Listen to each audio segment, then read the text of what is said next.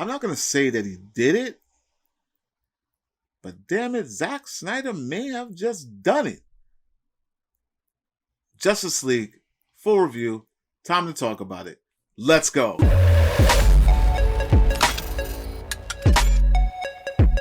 What's going on, everyone? Welcome to Klepcx FM, brought to you by wearecritics.com, place where we talk about movies, television, and pop culture. And if you're into that kind of thing, make sure you hit the subscribe key and that notification bell so you can be up to speed about everything that I talk about here. Now, last night, this morning, I just finished watching the Snyder Cut Justice League. The whole world's talking about it, so I'm going to be very brief and get into this thing and not just draw this thing out. And I'm going to just say this.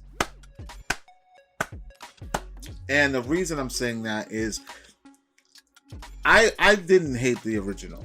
I honestly, out of all the ones that came out, Man of Steel, Justice League, then BVS for me. I remember seeing Justice League with my partners and critics, and we all walked out of there kind of thoroughly satisfied with the team up, just the overall team up, just to see those iconic characters all together at the same time was great. But now we get a redo. And the one thing that I could say right now that I'm going to just clear cut just say is that I think in the movie industry there should no longer be limitations on length of films, especially in the genre of fantasy and superheroes, that kind of thing. I just feel like when a story is told well, or when the story is done, the story is done.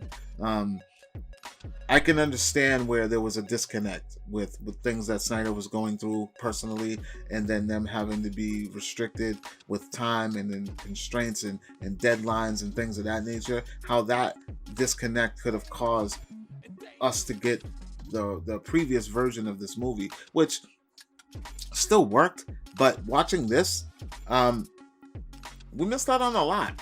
And that was one of the things that I was afraid of. I was like, why are they doing this movie? Like, I didn't think that it was necessary. I was like, hey, I walked away satisfied.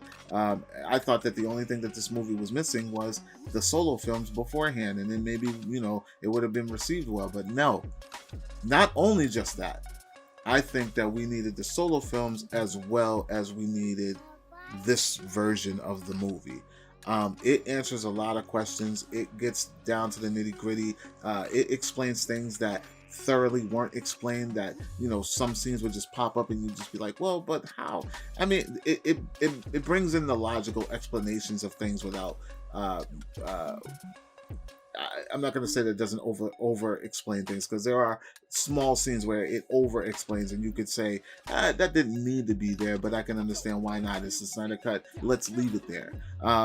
But this movie, and I remember I said this, I honestly believe that if they took their time and we got the Man of Steel, and then we got Aquaman, and then we got Wonder Woman, and then we got The Flash, and then we got, I'll even say give us BVS.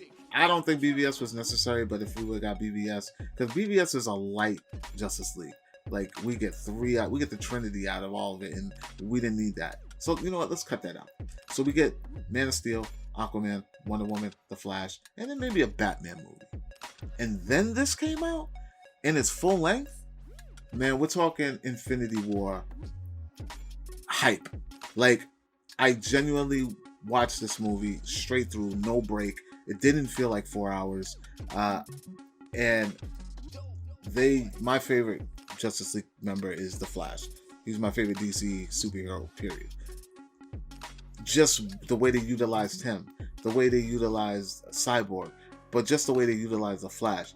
I was ready to cheer at some point. I just think that it just was so well put together, and to a point where, 4 hours or not, it didn't feel like 4 hours. We are in a time right now where you're talking about fans who are willing to sit in line for a week just to hear an announcement about something. There should be no time restraints on these stories.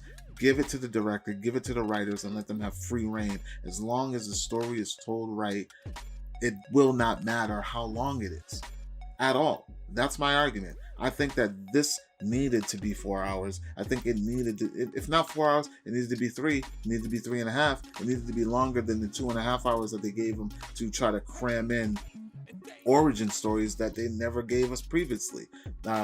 We should have got those solo movies. If we would have got those solo movies, this movie here would have been the giant payoff that everybody wanted from DC. I honestly think they should give this to Zack Snyder. Let's bring it back. Let's continue it, because even the post-credit scenes, great setups. There were a couple of sneaks in that, we already saw one of them with the Joe Manganiello. What was that? Deathstroke. We saw Deathstroke in the original version, but the conversation was different. I don't want to spoil it, but for you, it was different, very different. And then we got the dream. We got a dream. The Joker scene that they kind of snuck in there. This was probably my least favorite one, but they were really trying to pace in that multiverse thing. I felt like it was too long to feel like a post-credit scene. Towards the end, it just kind of feels like they were just piling things and like, we got to answer this question, let's answer it. Throw this in, we got to answer that question, let's throw it. And then there was another one that there's an introduction of a character that says his name, but it was like kind of out of place. It was like, why would anybody call you that? No one knows you. Why would anyone call you by your code name when no one knows you? And you guys don't know who I'm talking about. His first name is Martian, and I'll leave it at that. But overall, the overall story arc, the whole movie, I think it wrapped a bow on this whole Snyder Cut thing. It was a lot better than the original in the sense that it explains more.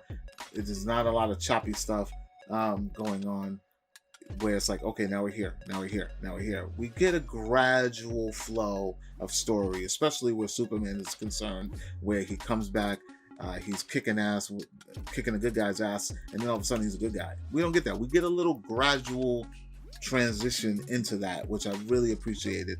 And we get a lot of backstories, like Barry Allen and such like that. So I think that overall, I enjoyed it. I think they should allow Zack to probably keep going with this. I'm okay with it. And I will admit when I'm wrong, because for a long time I was not interested in this movie. I didn't think it was necessary, but he proved me wrong, and it was necessary, and I'm glad that he did it, and I thoroughly enjoyed it. Will I go back to it? Probably not. I mean, it's a long time, but I would probably put it on for like background noise, or maybe I'll run it in my new store in the background, but I probably wouldn't just on purpose go down and just sit down and watch it, unless maybe there's a continuation or another movie coming out that is attached to it. And speaking of that, nods to the intro. The opening scene, 1,000 times better than the original opening scene, because it gives you BVS vibes when BVS tied directly into Man of Steel. The ending in this as well, 1,000 times better.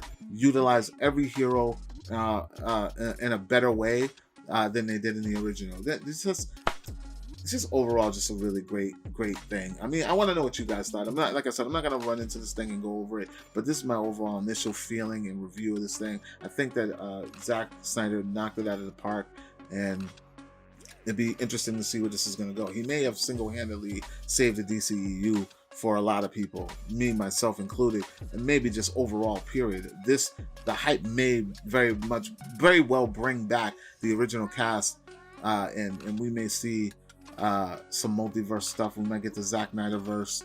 We might get the Pattinson verse. Who knows? We'll see what happens. One thing I did not like before I go, there's a lot of fucking slow-mo, man.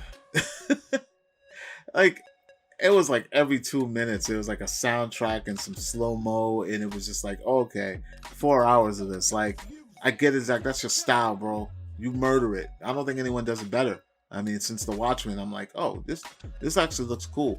But after a while, it was just like, all right, another like, it was a lot of slow-mo. But other than that, I think it's worthy. It does its thing. Check it out if you have not. Don't hate on it.